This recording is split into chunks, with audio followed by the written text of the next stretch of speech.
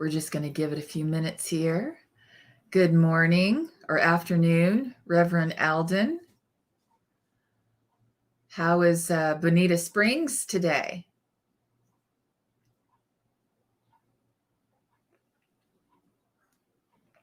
Hi, everyone. We'll just give it a few minutes for folks to stream in with us. Hi, Lola. Beautiful, awesome. Yeah, Florida, like California, can be so gorgeous this time of year.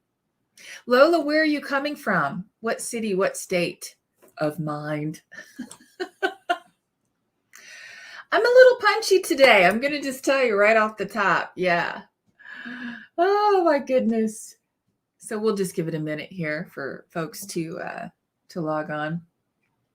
It's a wonderful day here in Arlington, Texas. It's a little overcast, but the temperatures have been amazing. I mean, truly, there's a balance, from how ridiculously hot it gets in the summer.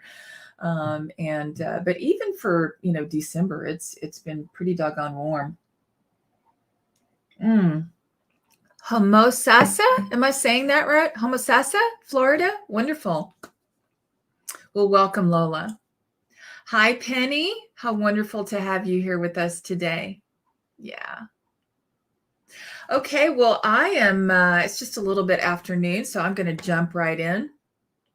I am, of course, Reverend Ann Tabor, and this is episode 59. What? Episode 59 of Put a Myrtle on It. The place to be for a little myrtle, a little prayer, and, just a little song. I actually got an IM from a colleague this morning who's under the weather, and he said he thought about that song and started singing it, and it made him feel a whole lot better. So that makes me smile. So I hope that's the case for all of us, right? We'll get to that song, though. Now, if you are new to Unity, I want to just take a moment to share some highlights with you and why our little live stream program here is called Put a Myrtle on It. Hi there, Keith and Marie, my personal heroes. Thank you, thank you. How wonderful, Alden. You said you guys sang it on Wednesday evening. Oh, I'm so honored. I think I should call it the Myrtle song or something. Maybe the Put a Myrtle on It song. Anyway, we have happy hearts for our grandson graduates this afternoon from Texas A&M. What a fabulous celebration. Yes.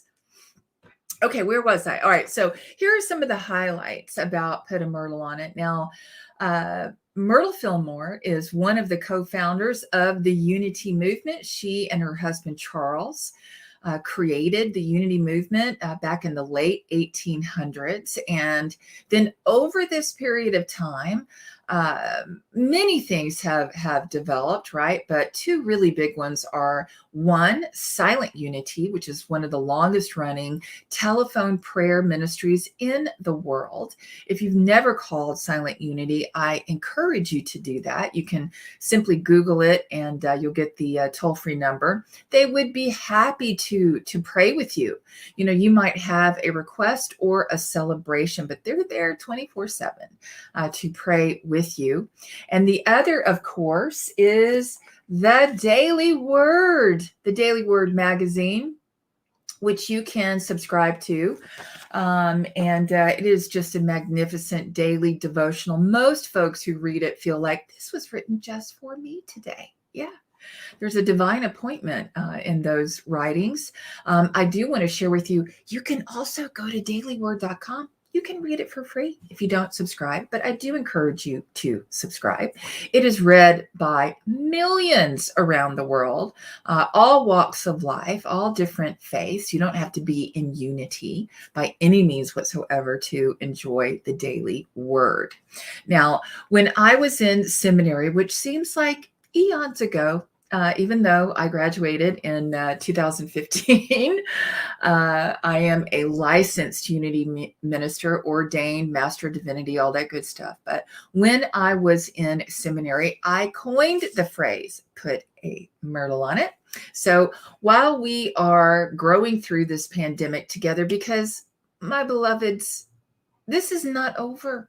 It's not over. I know we want it to be over, but it's just not. And so we must continue to be vigilant and follow the science and the guidelines from the CDC, certainly. We want to love our neighbor and be a part of the solution, right? But my thinking was, what better time than right now than to share Myrtle's seeds of truth and wisdom, because trust me, they are as relevant today as they were when she first wrote about them.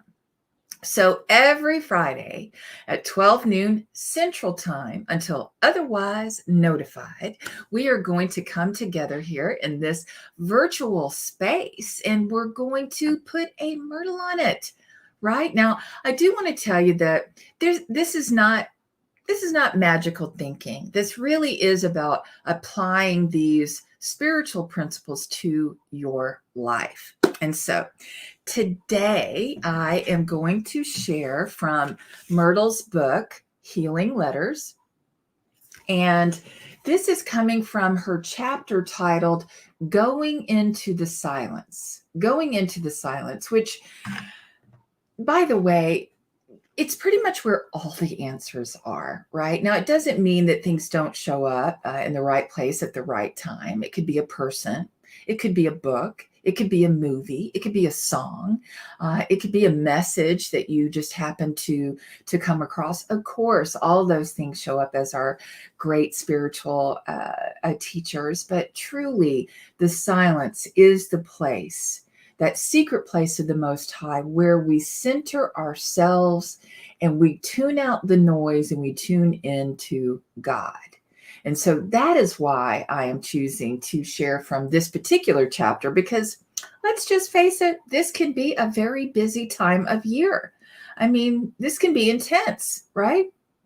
Now, I'm going to start on page 27. This is a kind of a lengthy chapter for Myrtle, but I'm going to start on page 27, and then I will guide you to the next part of the reading. So right off the top here, first paragraph, Myrtle says, students, meaning true students, that's you.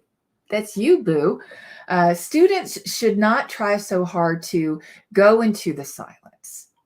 When your growth brings you to the place where your consciousness may be so completely merged with Christ ideas in God mind that you lose all sense of things about you, it is time to seek to go into the silence. But, okay, there's that but. One should not try to hurry this experience. Wow. One should not try to hurry this experience, meaning you're not trying to put a square peg into a round hole.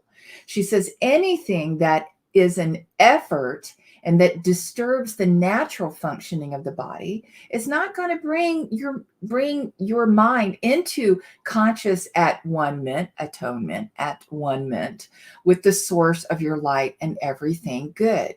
Now, I don't know about you, but I find this as a relief. This is a big relief coming from Mother Myrtle of all people, that this should not be rushed, and you shouldn't be trying to make this happen. Right now, I know that if you are in the midst of a situation and you need to mind your mind and you need to, untangle all of those, that tinsel in your brain, you're going to need a minute. Don't try to rush it. If nothing else, just simply calm yourself and breathe. Just breathe. Just breathing in and breathing out. Allow yourself the time to move into the space of going into the silence, right? So if you are, trying too hard, if you are feeling that resistance, then that is a clear sign for you to simply pause, okay? Just pause and surrender. Right? Surrender to what is. that will be the best divine guidance to leading you into the silence. Okay, now I'm going to move on several pages over. I'm going to move on to page 32, about midway down the page. And I know I say some version of this every week, but this really is one of my favorites. Here's what Myrtle writes. Be still, be still, be still. The Trinity of three, right? Be still, be still, be still. God in the midst of you is substance. God in the midst of you is love. God in the midst of you is wisdom. Let not your thoughts be given to lack, but let wisdom fill them with the substance and faith of God. Let not your heart be centered of resentment and fear and doubt. I'm going to pause here for a minute. I want to talk about not letting your heart be a center of resentment and fear and doubt. Now, for a lot of us, the holidays can make us so aware of those things that just simply rub us the wrong way, right? It could be a family member, it could be a friend. Lord knows this, this pandemic that we've been through. I mean, there's so many varying opinions about just precautions. There are a lot of different ideas, right? And that certainly can cause consternation. And so I know that in unity, we do look at God as all good, and God is all good. But that doesn't mean that we don't have some things to work through, like those things that make us feel like there's sandpaper to our soul moments. And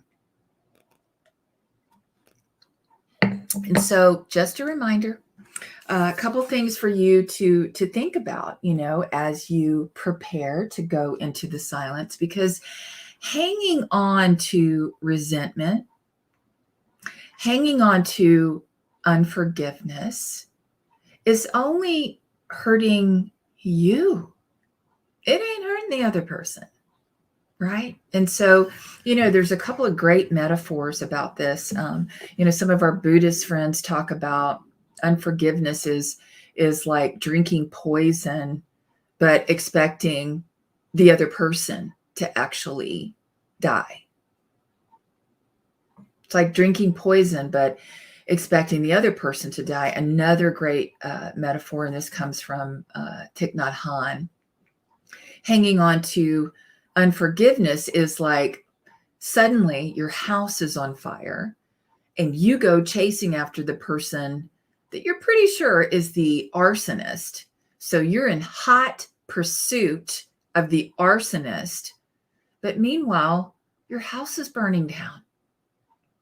So there's a couple of great metaphors for you really to take into your mind about what the results of hanging on to unforgiveness are. And so we want to be in that practice of simply being open to forgiveness. Now, I'm not saying it's easy, because of course there's a degree of difficulty, right? But the outcome is always the same. If you hang on to it, it's really hurting you. And my prayer for you is that you will find the right and perfect way to work through that. Okay, so I'm going to pick up where I left off. Let not your heart be a center of resentment and fear and doubt. Be still and know that at this moment, it is the altar of God, of love so sure and unfailing, love so irresistible and magnetic that it draws your supply to you from the great storehouse of the universe. Trust God. Use God's wisdom. Prove and express God's love. As you come out of the silence, count your blessings and give thanks for them. Realize that only good exists in you and in your world. Those are the things that you have control over, of course. Realize that only good exists in you and in your world, that the power you contacted in the silence may have opportunity to multiply and increase your blessings. Give thanks that you have already received the good for which you looked to God in the silence, feeling the assurance. Before they call, I will answer. While they are yet speaking, I will hear. And this comes from Isaiah chapter 65, verse 24. Okay, now I'm going to the top of the next page, which is page 33. Myrtle says, on the mountaintop, we receive new illumination, inspiration, and insight into the providing law. Then we have a work to do away from the mountaintop, lifting our thoughts to the truth standard. We should carry the light, joy, peace, and strength we receive on the spiritual heights of consciousness into our everyday life for the purpose of redeeming the human part of us. So let us just remember that, the mountaintop, we cannot live on the mountaintop. The mountaintop is a beautiful place to visit for this spiritual redemption, I dare say, in unity, right? And renewal. But it's not a place that we can stay forever. We must take that knowledge to heart and come down off the mountain to live our lives. The mountaintop is a beautiful place to be, but like Jesus, we must come down and live our lives. Here's what she says. Jesus had his times on the mountaintop, but afterward he descended to minister to the needy ones. And we do know there was some needy ones around, right? This symbolizes our habit of giving attention to those thoughts of lack, weakness, negativeness, and redeeming them by bringing them into the Spirit. After we have entered the secret place of the Most High and communed with the Father. The thing to bear in mind is to take with you and hold on to all that you gained on the mountaintop of prayer and not let go of it when you meet the thoughts and states of mind on which the material plane that need to be spiritualized. Now, another word there would be transformed, right? In other words, she says, maintain your spiritual poise and control when you meet adverse thoughts. Otherwise, you cannot redeem the adversary. Now, very interestingly here, Myrtle actually spells the word adversary with a capital A. And so I would encourage you to interpret that as the adversary within you, right? That fear, doubt, and worry. Those negative thoughts within that truly, we all have them, right? We all have, and the point of life isn't to not have them. The point is to use your spiritual control to transform them, right? To spiritualize them, to take the meaning from the mountaintop, to serve your best and highest good. One of the most profound questions that we can always ask is, what's in this for me? How can I allow more God to unfold in this circumstance? How can I experience more God in this situation? And now, trust me, I know sometimes again, you just have to pause because we get in such a state, we forget, right? We can't even remember to pray this and to ask for this. And that's why we want to be in community That's the beauty of being in a church community. That's why it's not just the physical walls of the church, the people of the church. You don't go to a spiritual community, you are that community.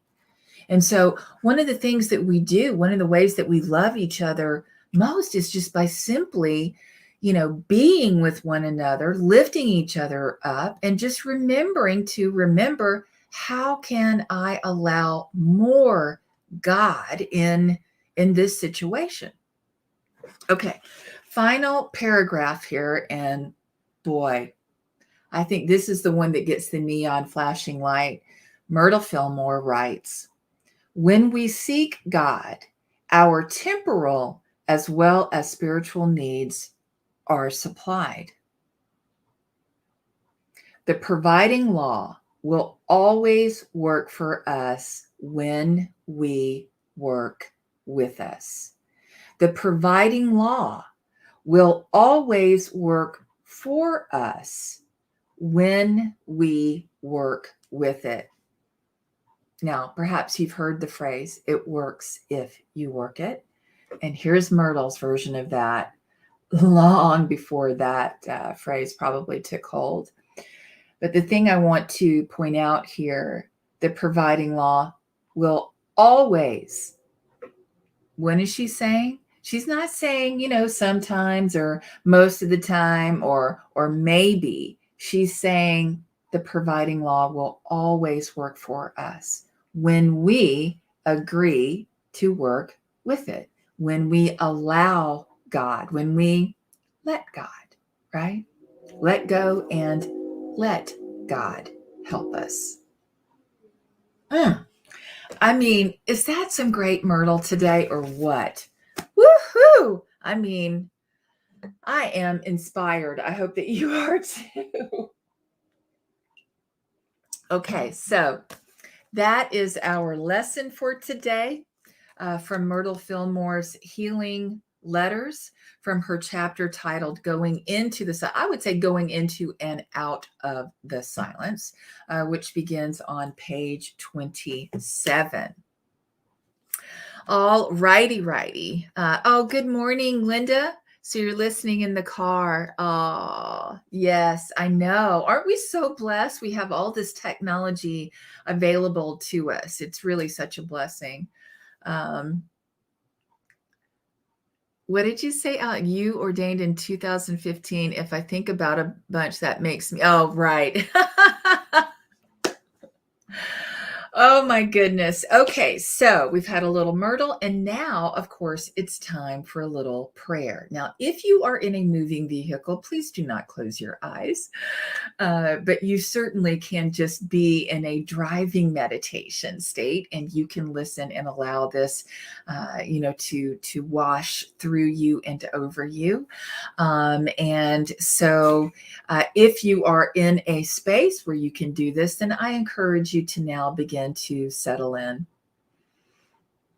And of course, I always invite you to allow my words to be your words. And the reason that I do this is that as we go through this guided meditation together, I want you to hear it from the context of I am, not hearing me say you are. And so let us begin.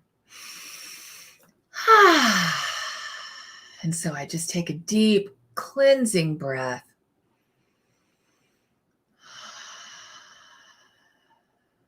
And I give myself permission right here, right now, to just be in this sacred space. And in gratitude, I know also that we are creating this space together, for where two or more are gathered, great things are happening. And so right here, right now, I allow my thoughts, my words, my actions, my deeds to come into alignment with my true nature, with my God nature.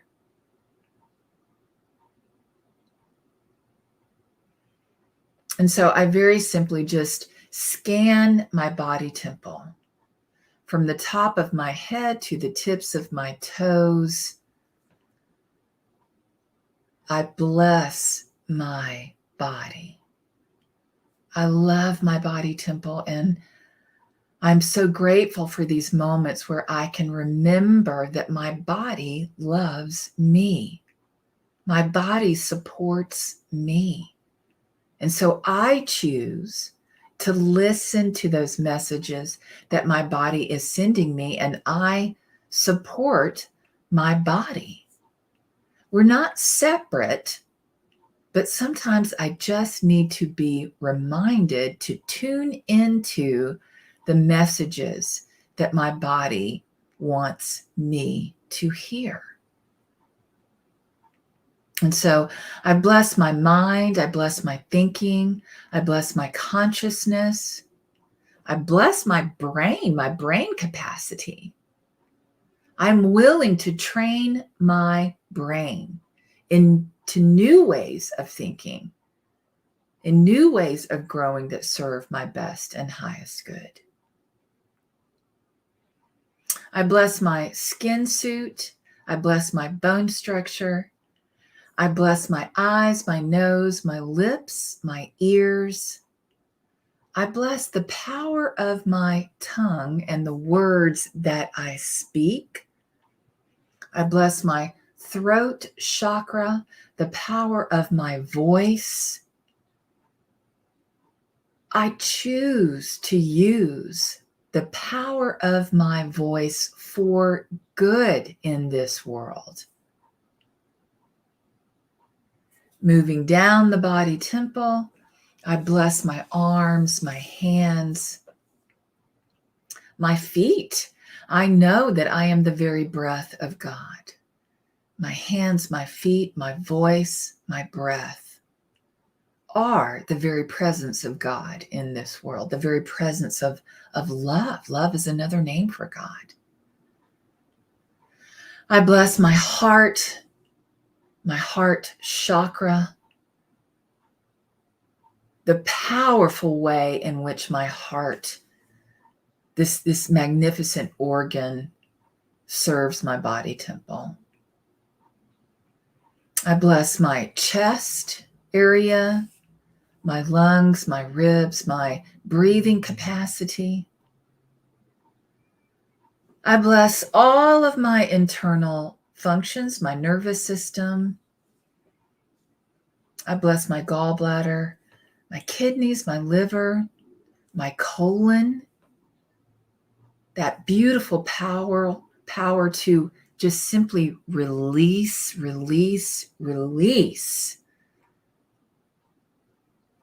I bless my back, my spine, my entire pelvic region. I bless my thighs, my knees. So grateful for my knees, my calves, my ankles, my feet, and my toes. And so as I am able, I lift both of my feet just ever so easily and gently, and I circle my ankles in one direction. And now I simply circle them in the opposite direction. And I place them back on the floor. And I'm reminded of the power of circulation in my life. That I'm never stuck. I'm never stagnant. I'm only as stuck as I choose to be.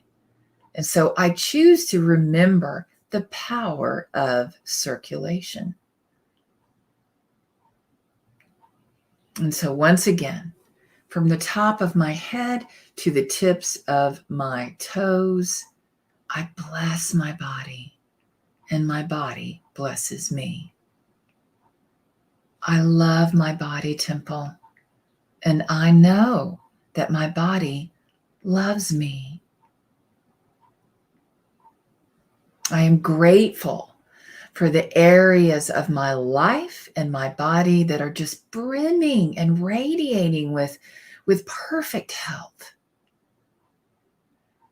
And so any areas that are looking for my attention, I allow those areas to just simply wash into them, through them, over them, as them. I allow these mighty currents of God's healing love to flow through me now, making me whole and free. I allow mighty currents of God's healing love to flow through me now, making me whole and free. And so I take this wonderful divine idea into the silence, into that secret place of the Most High, easily, gently, gracefully. And I just allow myself to experience God on an even deeper, deeper level. Right here, right now, in the silence.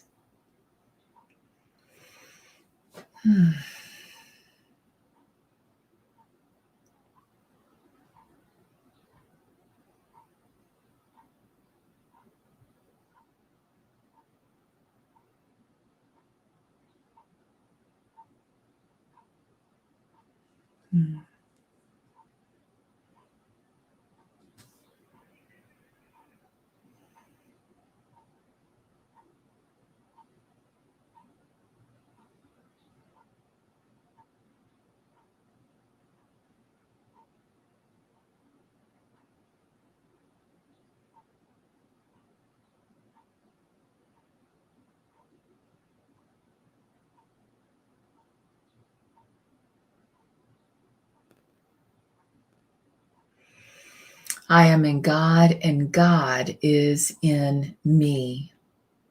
I am one with this very power that gives me the power to make the best decisions for my highest good in this life. And so I remember that love is the great harmonizer. Love is the great miracle cure. And I get to show up as the presence of love. I get to show up as the presence of love. And for this truth, the truth that sets me free, I say thank you, thank you, thank you, sweet Spirit. And so it is. Amen. Amen, amen, and amen.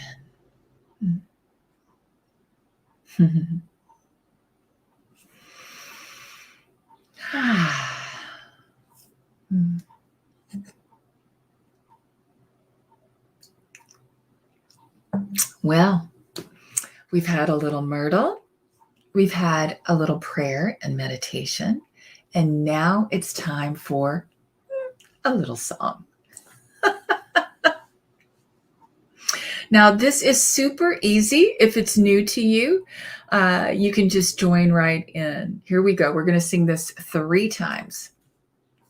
From the top of my head to the tips of my toes, I'm healthy and whole in mind, body, and soul. From the top of my head to the tips of my toes, I'm healthy and whole in mind, body, and soul. From the top of my head to the tips of my toes, I'm healthy and whole in mind, body, and soul. From the top of my head to the tips of my toes, I'm healthy and whole in mind, body, and soul. From the top of my head to the tips of my toes, I'm healthy and whole in mind, body, and soul. From the top of my head to the tips of my toes, I'm healthy and whole in mind, body, and soul.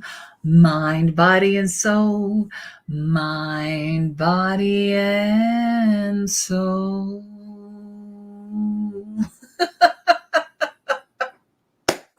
And that is how you put a myrtle on it.